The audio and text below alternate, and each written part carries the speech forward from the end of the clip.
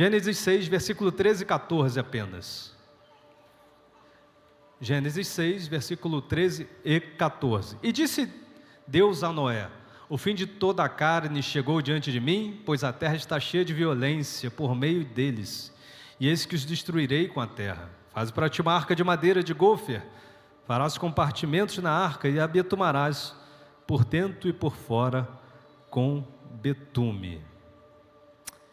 Pula para o versículo 17. E eis que eu mesmo trago um dilúvio de águas sobre a terra para destruir toda a carne, em que há sopro de vida debaixo do céu, e toda coisa que está na terra morrerá, mas contigo eu estabelecerei o meu pacto, e entrarás na arca tu e teus filhos e tua mulher e as mulheres de teus filhos contigo. Irmãos, muito brevemente, esse é um texto que é muito bom de você utilizar, porque é muito raro você conhecer uma pessoa que nunca ouviu falar sobre essa história. Talvez você conhece ela de forma mais resumida, né, de uma forma mais curta. Talvez você já viu um desenho, um filme, comprou um brinquedo, fez o tema da festa de 1 aninho do seu filho sobre a Arca de Noé, não importa, mas de alguma maneira as pessoas têm a memória, né, dessa passagem, têm a memória desse episódio, que ele é muito importante. E por que é bom se mencionar isso? Eu quero que você pense nesse episódio da seguinte maneira: a arca foi um projeto. A arca foi um projeto. A arca não era propriamente dito um barco, a arca era um caixote. A própria palavra arca significa isso, uma caixa, tá? Então era uma caixa que Deus deu como direcionamento para ser criada e construída para a salvação da espécie humana e dos animais, porque Deus ia meio que resetar tudo o que existia. Agora eu quero que você pense da seguinte maneira: por que isso tem a ver com o dia de hoje? Porque a arca era um direcionamento, era um projeto para o futuro. A arca era um projeto de Deus para Noé, que seria grandioso e que apontaria para uma ação, para um trabalhar de Deus num tempo futuro que ele nem sabia o que ia acontecer. Chegamos agora no final do ano e a gente tem no nosso coração desejos, temos agora os projetos, Deus fala conosco, né? Estamos mais sensíveis a Deus. É lógico que Deus não fica restrito a final de ano, a início de ano, para nos dar projetos, mas é uma época que a gente começa a projetar coisas. E eu quero ser bem sincero contigo. Muita gente nesse momento, nesse período, pensa assim: eu não tenho muito projeto não, pastor. O momento que eu estou vivendo é um momento de sobrevivência. Estou vivendo um momento muito difícil da minha vida, quem sabe de uma forma assim amorosa, quem sabe financeiramente, é um momento muito delicado, ministerialmente, não sei. É um momento delicado, difícil, caótico. Mas eu tenho uma notícia para você. E qual é a notícia? É que nos momentos difíceis e caóticos, são os momentos mais férteis para Deus falar conosco e nos dar grandes projetos. Talvez você está dizendo assim: eu não me enquadro no tipo de pessoa que vai receber uma palavra para viver algo extraordinário de Deus. Eu nem estou no meu melhor momento espiritual. Ouça, momentos difíceis são terras férteis diante de Deus. Irmãos, a Bíblia diz aqui em Gênesis 6, que a humanidade estava corrompida. Deus olhou do céu para a terra e falou: está muito ruim, a tal ponto que eu vou ter que refazer a espécie humana. Era um momento terrível, e Noé andava sozinho nesse momento como alguém de justiça diante de Deus. A Bíblia diz que ele andava com Deus.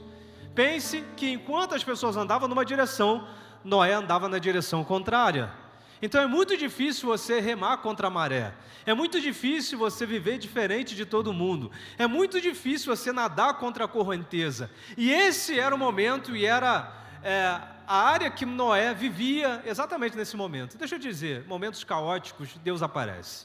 Em Êxodo capítulo de número 3, diz a Bíblia Sagrada que enquanto o povo de Israel ele estava sendo fustigado por Faraó, produzindo tijolos, sofrendo horrores, a Bíblia diz que Deus apareceu para Moisés e deu um projeto para ele de libertação, algo grandioso. Deus se revelou no meio da sarça, num dos momentos de maior sofrimento. É no livro de Isaías, no capítulo de número 6, que Deus se revela a um rei chamado Uzias, no momento de luto, de dor, porque a Bíblia diz que no ano da morte do rei Uzias, ou melhor dizendo, ele se revela para um povo, Deus apareceu num alto e sublime trono, foi no momento do luto, problemas emocionais, problemas de dificuldade. Em Josué, capítulo de número 1, depois da morte de Moisés, quando o povo de Israel estava sentado cabisbaixo, Deus se apareceu a Josué e falou: levanta-te, toca esse povo, passa o Jordão, eu serei contigo, como fui com Moisés, assim serei contigo. E Deus se revelou e mostrou um grande projeto a ele. Então quero te dizer que não importa momento e circunstância da vida, talvez você está embolado com muito boleto, não sabe nem como é que vai pagar, o início do ano está aí, você não sabe como é que vai fazer a matrícula da criança, o início do ano está aí, você não sabe nem onde vai morar, o momento está terrível, mas Deus não é Deus de lógica, Deus é um Deus que gosta de inverter a lógica, e Ele pode aparecer justamente nesse momento para dizer: eu não aposto em time que está vencendo apenas, eu não aposto só em momentos onde as coisas estão indo bem. Isso é para gente que trabalha na bolsa, isso é para analista de empresa, de sistema. Não, Deus olha para o teu coração, não importando o momento que você está vivendo, mas Deus vai apostar em você hoje e vai liberar uma palavra para a tua vida, e por esses dias vai te dar um projeto grande para a glória de Deus. Tem alguém que acredita nisso? Dá um glória a Deus nessa noite. A Bíblia diz o seguinte: Deus aparece para Noé e diz assim: constrói para mim um artefato gigante, uma arca. E como é que era essa arca? Diz a Bíblia Sagrada que ela tinha medidas muito específicas. Deus é um Deus de detalhes. Deus disse para ele: é uma arca de madeira, madeira de golfe, e ela vai ter 300 côvados de comprimento, 50 de largura e 30 de altura. Pastor, o que é essa medida que você falou, que eu não entendo o que é isso? Bem, um côvado, naquela idade, era mais ou menos aqui da ponta do dedão até o seu cotovelo, era mais ou menos meio metro. Então, se a Bíblia diz que ele deveria construir um artefato de 150 côvados, de 300 côvados, era mais ou menos 150 metros de comprimento, mais ou menos 25 de largura e mais ou menos 15 de altura. Pastor, o que significa isso em termos de construções? Para você ter uma analogia, em termos de altura e largura, é muito próximo ao Titanic. Tá? Não comprimento, mas altura e largura muito próximo. Só que eu estou falando de uma época muito difícil. E na verdade, não era só um pé direito altíssimo. A Bíblia diz que tinham pelo menos 3 pavimentos. Então, se você fizer a conta aí com a sua calculadora, se é bom de obra, bom de conta, você vai ver que tem 12 mil metros quadrados de área construída. Isso para aquele homem naquele tempo antigo. Qual é a grande diferença? Qual é a grande situação que é importante mencionar? Eu estou falando de uma época que não tem estaleiro. Estou falando de uma época que não tem uma furadeira, a parafusadeira. Naquela época não tinha nem energia elétrica controlada, não tinha um guindaste, não tinha uma serra elétrica, não tinha ferramentas apuradas, não tinha engenharia feita. Era o início da civilização, e Deus diz para um homem: vai lá e constrói. E você vai colocar sua família ali dentro. E espécies de animais vão entrar ali dentro. E você vai procurar suprimento para todos eles. Era uma missão extremamente difícil. Imagine a dificuldade de você ter que arrumar madeira para tudo isso. Era muita madeira, uma madeira específica. E Deus ainda disse para ele: você vai botar betume por dentro e por fora. O que é betume, pastor? Era uma espécie de um piche para isolar, para a água não entrar. Então Deus foi muito específico para ele. Aí você pensa: pastor, ele precisa de muita mão de obra, ele precisa de muita ajuda, ele precisa de muito recurso, de muito material. Como ele conseguiu isso naquela época? Deixa eu dizer algo para você aqui, que talvez está fazendo conta na sua vida. Deus te deu sonho, tu fala: eu não tenho dinheiro, eu não tenho contato, eu não tenho amigo, eu não tenho recurso. Deixa eu dizer qual era o recurso que Noé tinha disponível naquela época. Em Gênesis não diz, mas quando você abre Hebreus capítulo 11, versículo 7, diz assim: pela fé, Noé, divinamente avisado das coisas que ainda não se viu, temeu e para a sua salvação constrói a arca. Ou seja, quando ele recebeu a mensagem, a coisa mais importante que ele tinha não era madeira, não era betume, não era conhecimento, não era mão de obra, era o quê? Era a fé. O que você precisa hoje não é dinheiro, não é madeira, não é recurso, não é amigo, você precisa de fé, você precisa de acreditar. A matéria-prima mais importante que nós precisamos para realizar os projetos de Deus é acreditar que Deus está conosco, é receber uma palavra aí até as últimas consequências. É como nós vimos num testemunho, alguém que recebe uma palavra 1 ano atrás e fala: no próximo ano eu vou subir ali e contar meu testemunho. Seja alimentado por uma palavra, seja alimentado pela fé do Senhor, porque se você tem isso, você tem tudo. Talvez a sua conta esteja com saldo baixo, talvez as dívidas até sejam maiores, humanamente não dá nada, mas se tu tem Deus e tu tem fé, tu tem tudo. É tudo o que você precisa para viver o extraordinário de Deus. Agora, tem alguém que acredita nessa palavra e toma? Aleluia! Fala para 2 ou 3 pessoas, é só isso que você precisa. A matéria-prima do empreendedor é fé, a matéria-prima da mulher de Deus é fé, a matéria-prima de um ministro é fé, a matéria-prima que você precisa começar o seu ano é fé. A Bíblia diz: se tu crê, tudo é possível ao que crê. Glória a Deus. Agora a gente aprende alguma coisa com esse projeto. Primeiro, ele era extraordinário, ele era grande demais, muito maior do que os recursos da época, como eu falei. Só que essa é uma característica dos projetos de Deus para as nossas vidas. Talvez você está projetando para o ano que vem coisa grande, você fala: ih, rapaz, isso aqui eu acho que eu estou sonhando demais. Deixa eu dizer, projetos que estão dentro da tua alçada são teus normalmente, mas quando você tem no seu coração coisa maior, coisa que você não pode, aí você entra no mundo de Deus. Qual é o projeto que Deus gosta de dar para a gente? É falar para uma estéril: tu vai ser mãe de filho. Talvez o projeto de alguém aqui é isso, é ser mãe de filho. Só que a biologia, a medicina diz: não pode não. Mas Deus ri na cara da medicina. Talvez o teu projeto é uma área de uma causa na justiça gigante, que vai mudar a tua vida, vai ser importante. Aí você fala: isso aqui não tem jeito de ganhar não. Deus é o Deus que a base do seu trono é justiça e juízo. Não é impossível para Deus nos seus projetos. Para você entender, se Deus tem falado contigo e aquilo é muito absurdo, eu estou desconfiando que esse sonho é de Deus para a sua vida.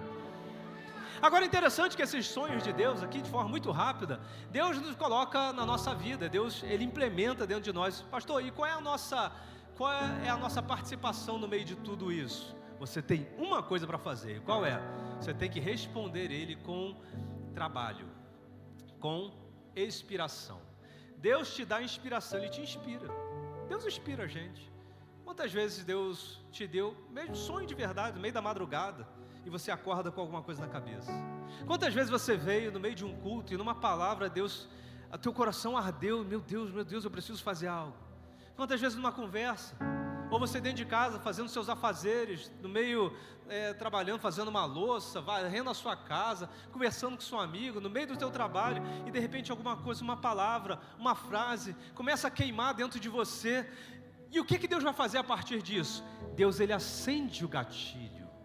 Deus, Ele incendeia no seu coração, e Ele espera que você responda. Deus te dá o sonho, mas quem executa somos nós.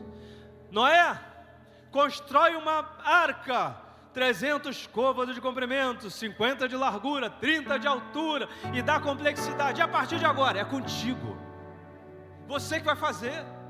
Eu vou providenciar os detalhes, mas vá à frente. Às vezes a gente vê histórias, filmes, dizendo que anjos, o ajudam. Irmãos, na Bíblia não tem nada disso. Como ele fez, eu não sei, mas Deus sabia que ele ia conseguir. Agora, para você executar, entre você ter um sonho e execução, e o resultado final, é um tempo, irmãos, e é muito trabalho. Quanto tempo, ou quanta farpa não entrou na mão de um sujeito como esse? Quanta madeira não caiu no pé de um sujeito como esse? Quantas vezes ele não teve uma lesão? Quanta gente não ficou machucada? Quantas pessoas não precisou pedir para ajudar? Porque você não vai construir um negócio desse sozinho, é pesado, você precisa de ajuda, precisa de material humano. Aí Deus te dá um sonho, você vai construir uma empresa. Não, tu não abre nem o CNPJ. Deus te dá um sonho de casamento, você não está correndo atrás de nada. Deus te dá sonhos falando que você vai ser um grande médico para a glória de Deus, mas tu não estuda. E a gente quer botar na conta de Deus. Não, irmãos, Deus dá a direção. Deus diz para Abraão: sai da tua terra, da tua parentela. Ele começa a andar, e a partir desse momento que ele vai andar, Deus vai direcionando. O que Deus quer é que você responda ao estímulo dele, para que ele possa continuar se revelando. Agora é muito difícil, Esse texto aqui mostra uma tarefa muito, muito árdua. Aí você diz assim, isso era milagre, pastor, construir? Não era milagre nenhum não. Construir a arca nunca foi milagre. Por que não foi milagre? Porque desde a história da civilização, desde que o homem é homem, o homem realiza grandes empreendimentos para a glória de Deus, né? Ou seja lá o que for, para a engenharia humana, mostrando que o homem é capaz. Se for no Peru, tem lá as ruínas, né, de grandes templos sendo construídos. Aqui na América do Sul tem os barcos construídos pelos fenícios, as pirâmides no Egito, que são um primor da engenharia. Aquilo dali mostra o quê? Que o ser humano é capaz. Deus dotou ele e fez o homem à sua imagem e semelhança, com uma capacidade intelectual, cognitiva extraordinária. Então Noé construiu uma arca, ainda que fosse algo gigantesco, não tem milagre nenhum nisso. Tem esforço, tem trabalho, tem engenharia e tem método. E onde é que está o milagre então nessa história? O milagre não está na construção da arca. O milagre está no capítulo 6, no versículo de número 19, que diz assim: e de toda coisa viva, de toda espécie, 2 em 2 em cada espécie, tu trarás para dentro da arca, para guardá-los vivo contigo, macho e fêmea. O que é difícil? Quando Deus diz para ele assim, você vai colocar dentro dessa arca um casal de cada espécie de animais. Aí, meu irmão, aí é impossível. Irmão, naquela época não tinha Google, não tinha biologia, não tinha aula de ciências. Como Noé, que vivia de uma forma local, vai descobrir que tem leão, leopardo, rinoceronte, seja lá o que for? Não tem nem conhecimento dos animais existentes, nem isso não dá, não tem. E outra coisa, a Bíblia diz para colocar macho e fêmea, certo? Macho e fêmea, tá bom. Cachorrinho e cadela, tu olha, opa, cachorro, cadela, legal. E cobra macho e cobra fêmea? E tatu macho e tatu fêmea? Coloca lá. Ou seja, ele recebeu uma tarefa que humanamente era impossível. Mas aqui tem uma palavra profética para a tua vida. Aqui tem uma palavra de Deus para você, e eu quero que você receba isso. Isso é profético de Deus para a sua vida. Deus deu algo muito difícil para ele fazer, e ele fez. Deus deu algo muito trabalhoso para ele realizar, e ele realizou. Só que Deus também deu uma coisa impossível para ele. A Bíblia diz que aquilo que era difícil, ele vai até o fim e termina a sua arca. Só que no capítulo 6, versículo 20, a Bíblia diz que 2 de cada espécie virão até ele para guardá-los vivos. O que é que Deus disse? Quando você terminar o seu projeto, recebe isso aí.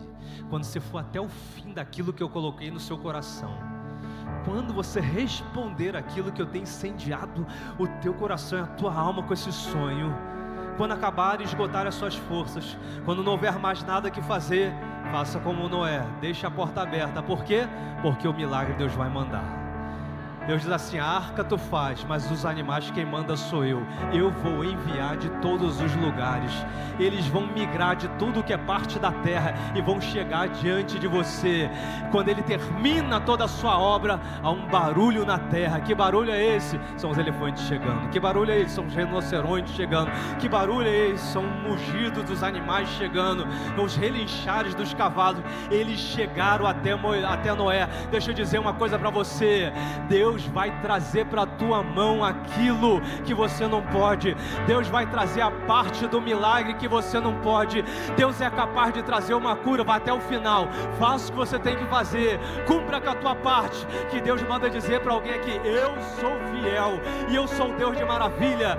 Eu ainda sou um Deus de milagre. Eu ainda sou um Deus que realiza o impossível. Está vindo o impossível de Deus aqui para alguém. Está vindo de Deus aqui o impossível. Deus está mandando. Deus está mandando migrar. Deus está mandando vir de longe, mandando vir de perto. Recursos de onde você nem imagina. Recursos que você nem imagina que existe.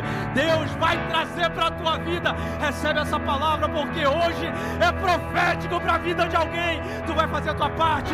Tu vai ser obediente a Deus. E você verá a fidelidade de Deus na sua vida.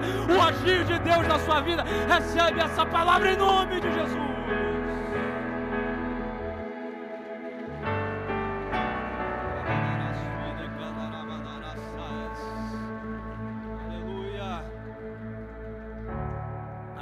Aleluia. Tem alguém recebendo aí? Dá glória a Deus, irmão.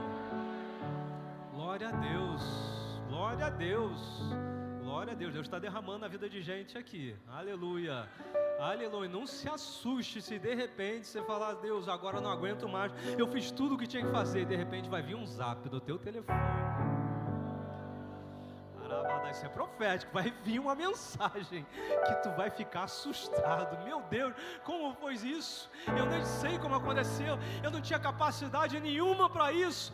E Deus vai trazer ao teu coração algo. Eu sou Deus de surpresas, eu sou Deus de surpresas, eu sou Deus de maravilhas, e vai trazer surpresa ao teu coração. Eu não sei se alguém quer receber isso, eu não sei se alguém entende que um ambiente profético, palavras proféticas quando são liberadas, mudam o ambiente, transformam o destino das pessoas, mas eu acredito nisso, e que os céus se abram, e que isso se concretize na tua vida, em nome de Jesus.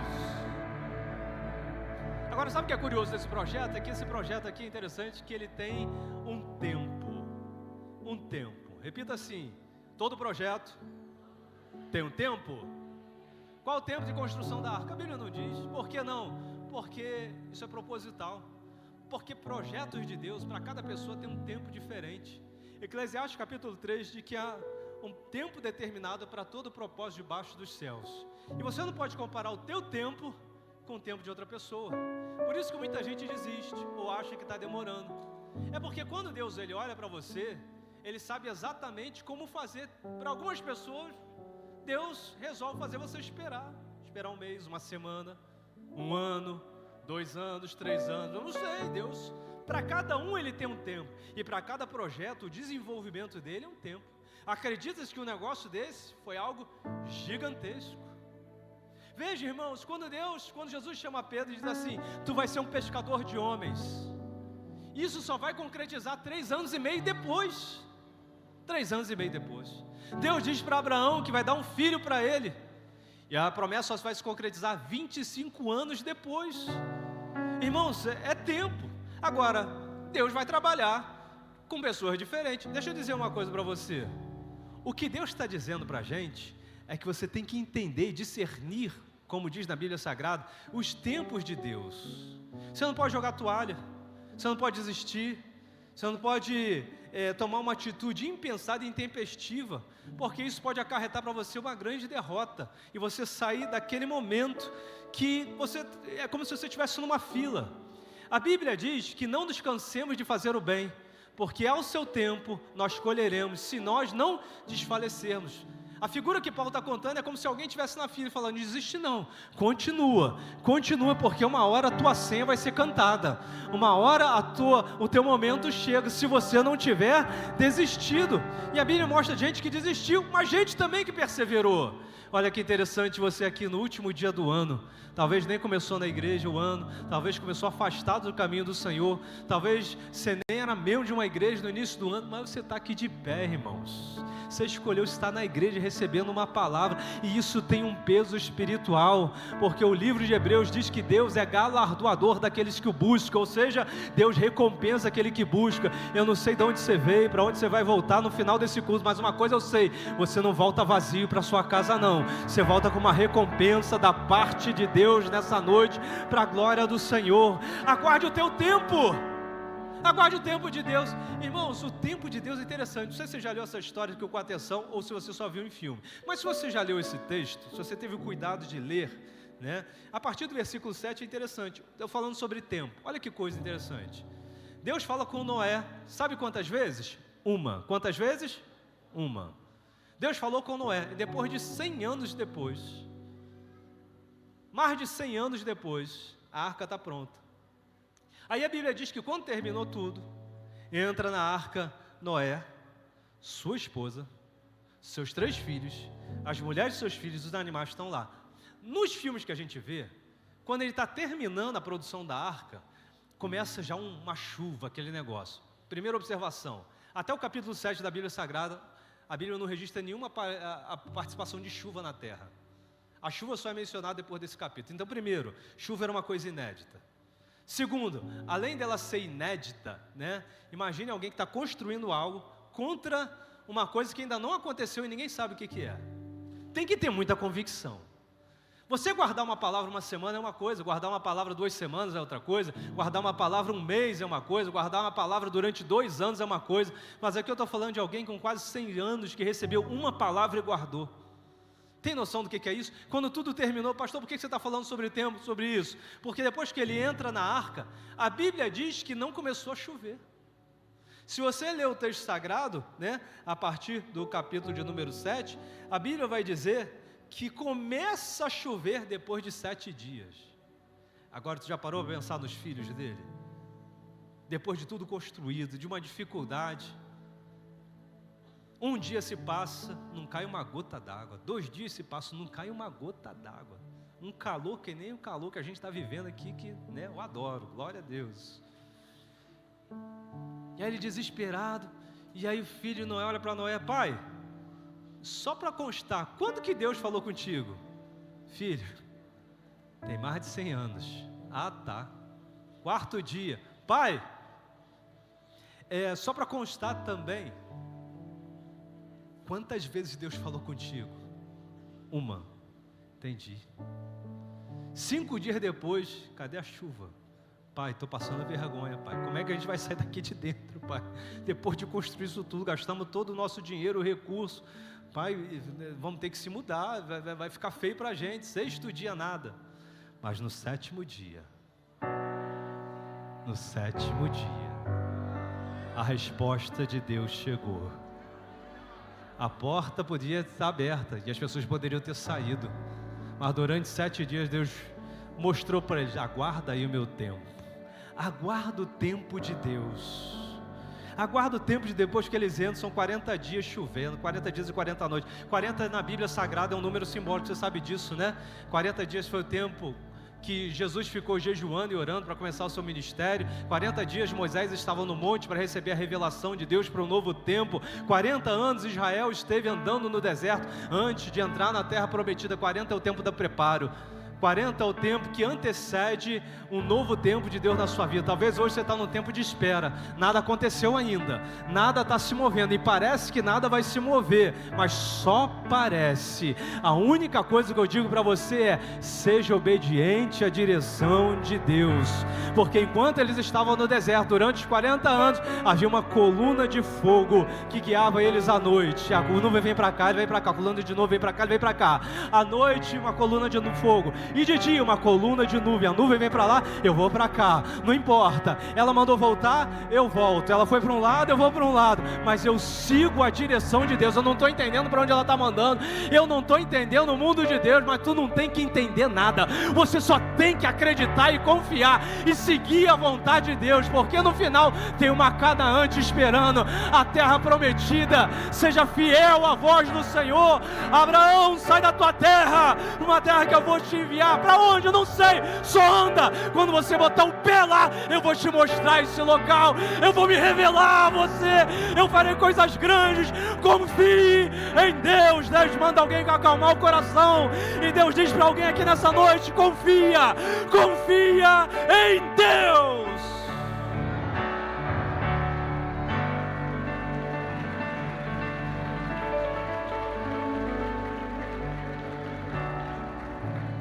Glória a Deus, glória a Deus. Deus está dando destino, aleluia. Deus está dando destino a gente aqui para a glória do Senhor. Mas deixa eu encurtar aqui e terminar de forma bem breve, nós já vamos para o final.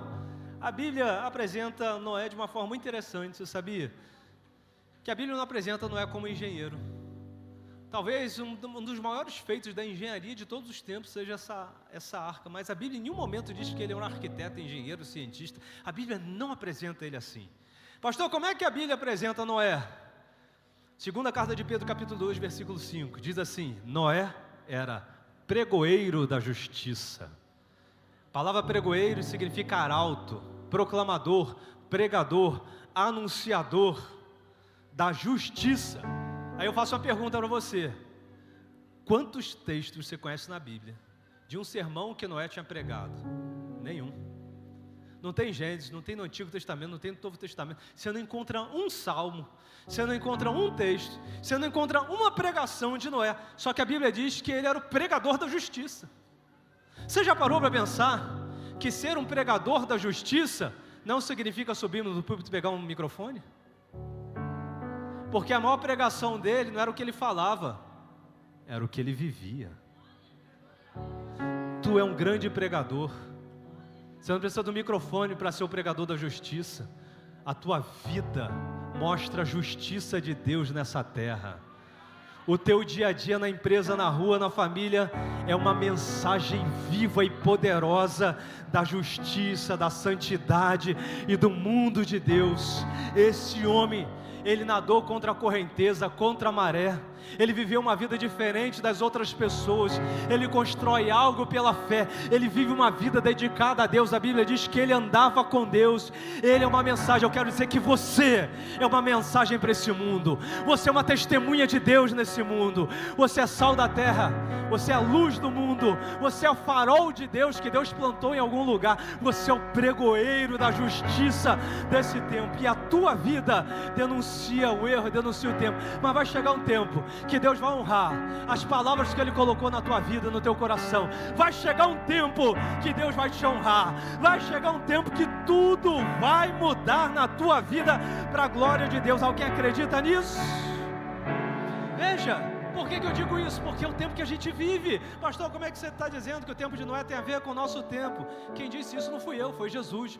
Lucas capítulo 17, ele diz que os dias da vinda do Filho do Homem serão como os dias de Noé, quando comiam, bebiam, casavam e davam-se em casamento, até que veio o dilúvio e eles não viram. As pessoas estão vivendo uma vida corriqueira, as pessoas até riram de você. Tem gente aqui que foi zombado. E tu vai passar virada na igreja dos crentes? Você vai passar nesse lugar? Tem gente rindo de você, tem gente debochando da sua fé, como no tempo de Noé. Ninguém acreditava, mas ele acreditava. Ninguém dava nada por ele, mas ele construiu. Ninguém entrou na arca, mas a família dele entrou. Ele entrou e ele brigou por aquilo que Deus colocou no seu coração. Pastor, mas quando é que tem virada? Deixa eu ler um versículo para você que vai marcar a tua vida nessa noite. A Bíblia vai dizer que no ano 600, no segundo do mês, no 17º dia, Deus abriu as comportas do céu e as portas do abismo, e a água desceu de cima, e a água subiu de baixo, e encheu toda a terra. Agora veja, olha o que a Bíblia diz. No dia 600, do segundo mês, do 17º dia. O que Deus está mandando dizer para alguém aqui? Que a tua virada, que a tua vitória, que a mudança de Deus já tem dia, hora e tempo marcado na agenda de Deus. Você não está com a agenda na mão, você não está com a agenda no bolso, você não sabe, mas Deus já marcou, já está sinalizado, já está sacramentado, já está dito para a tua vida. E quando alguém levanta e diz, Deus vai trazer uma mudança, Deus vai trazer um recurso, é que Deus já está vendo lá na frente. Você não está vendo, mas Deus está vendo. É que você não está no futuro, mas Deus está no futuro. Para Deus não tem tempo, para Deus já aconteceu. E eu quero dizer, Deus já marcou, Deus já marcou, Deus já marcou a mudança que Ele vai fazer na tua vida. Está chegando a hora, está chegando o momento. Capítulo 7, versículo 11, as fontes de água foram derramadas. Você pode até não estar vendo, mas vai chegar a hora das águas de Deus na sua vida.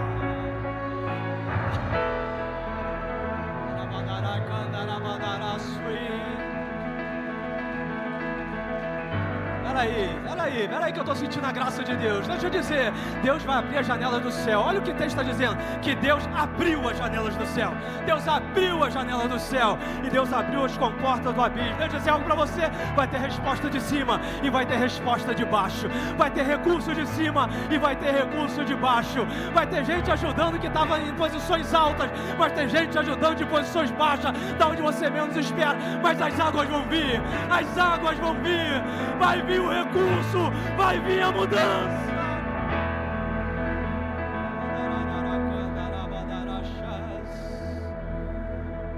Aí tu não entende nada, pastor, eu estou sendo fiel, Deus colocou uma palavra na minha vida, mas não estou vendo nada acontecer, o tempo passou, eu não estou vendo mudança, eu sou crente, eu sou fiel, eu tenho as minhas lutas, mas eu não estou vendo nada mudar. Eu vim aqui nessa noite, eu estou participando do culto, mas eu estou com uma aflição no coração. Deixa eu dizer, quando as águas de Deus se manifestam, tudo muda na nossa vida. É só as águas de Deus virem. É só as águas de Deus chegarem. É só Deus abrir. Agora abre a janela. Agora eu mando o recurso. Agora eu mudo a situação. E aí tu vai haver duas coisas. Primeira, Deus vai separar. Quem acreditou estava dentro, mas quem não acreditou estava fora. Você sabe que quem, na Bíblia Sagrada, quem fechou a porta da arca não foi Noé? Sabe quem fechou a porta? A Bíblia diz que foi Deus. Deus fechou a porta de fora para dentro. E quem está fora não pode entrar. Quando a água começa a subir, alguém vai bater lá. Eu quero entrar, deixa eu entrar aí. Deixa eu entrar agora. Agora não dá mais não. Porque tu não acreditou quando começou. Tu trabalhou comigo, a farpa entrou no teu dedo, mas você não acreditou de verdade. Você está fora do projeto. Deus vai mostrar a separação entre o justo e o ímpio, em que serve e que não serve a Deus. Quando as águas de Deus aparecem na sua vida, Deus mostra quem é quem para você. Quando as águas de Deus aparecerem lá na sua casa, Deus vai colocar tudo às claras, e para Deus vai separar. Tu não separa não, quem separa é Deus. Joio e trigo, só quem faz isso é Deus. Mas fique tranquilo que vai chegar a hora de Deus. Vai chegar o momento que Deus vai mostrar o que é certo, o que é errado, e Deus vai te colocar na posição que Ele preparou para a tua vida, para a glória de Deus. Por quê? Qual é a segunda coisa? A segunda coisa é que o nível da água vai subir, irmãos. A água não vai ficar lá embaixo. O texto sagrado diz que quando as comportas se abriram, a água foi subindo, subindo, subindo, subindo, subindo, subindo. Subiu quanto? 1 metro? Não. 2 metros? Não. 3 metros? Não. 5 metros? Não. Subiu ao tamanho de um edifício? Não, foi muito mais. Pense no edifício mais alto, foi muito mais. Pastor, quanto que as águas subiram? A Bíblia diz que ela sobressaiu a todos os montes da terra. Tudo que você acha grande vai ficar pequeno aos seus olhos em um determinado momento. Quando Deus fizer a obra na tua vida, aquilo que você achava, que você olhava assim de baixo para cima, tu não vai mais olhar de baixo para cima, porque Deus vai te colocar numa posição superior. Mas quem vai botar é Deus, quem faz é Deus, e Ele vai fazer o teu projeto nunca mais ficar parado. Você sabia que a Bíblia diz que a arca começa a flutuar? Ela começa a andar de um lado para o outro. Pastor, não entendi. É porque a arca nunca foi um barco. Por quê? Porque barco tem proa, tem leme e tem quilha. Quem controla é o marinheiro, é o capitão. A arca não tinha nada, era só um caixote. Significa o quê? Que quem controla é Deus. O teu projeto não é teu, o teu projeto é de Deus. Quem vai fazer ele virar não é você, é Deus. Quem vai fazer ele crescer não é você, é Deus. Quem vai movimentar não é você, é Deus. E eu quero te dizer algo: ele não vai ficar estático, ele não vai ficar parado. Deus está mandando dizer para alguém aqui: tu vai rodar o mundo, tu vai rodar as terras, tu vai rodar São Paulo, tu vai rodar o Brasil. E quem vai fazer isso não é você. A tua palavra, o teu testemunho, a tua história, o teu negócio vai rodar o mundo. Deus vai fazer isso, não é você. Deus vai soprar isso, não é você. Deus vai mandar isso, não é você, porque é Deus é quem faz. A Bíblia diz que Ele constrói embaixo a arca, e quando as águas minam, Ele termina em cima de um monte chamado Ararat. Por quê?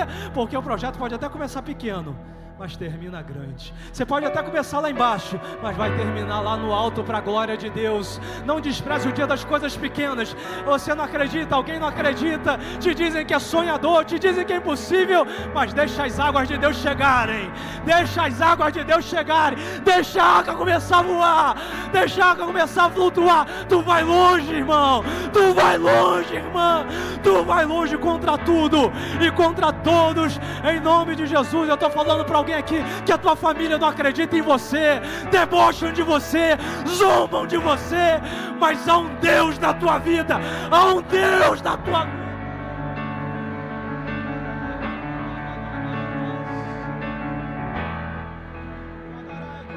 Eu sinto a graça de Deus aqui na casa, eu não sei, irmãos, há um momento profético. Levante suas mãos, levante uma de suas mãos. Há um momento de Deus aqui nesse lugar.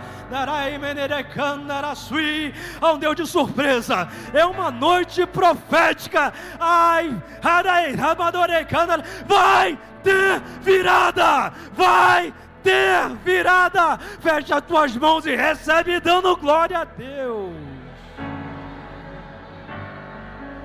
Seja profeta para 2 ou 3 pessoas e fala: vai ter virada, vai ter virada. Vai ter, vai ter.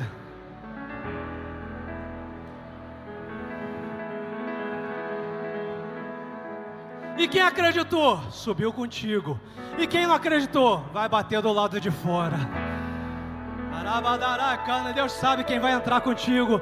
Deus sabe quem vai entrar contigo. Deus sabe quem vai viver contigo. Em nome de Jesus, e que seja profético. Pastor, Noé não ganhou ninguém, mas a família dele entrou. Que assim seja também. Talvez você não tenha isso com as pessoas lá de fora, mas eu profetizo que você e toda a tua casa serão salvos e protegidos por Deus. A tua casa está guardada. Quem recebe isso, dá glória a Deus nessa noite.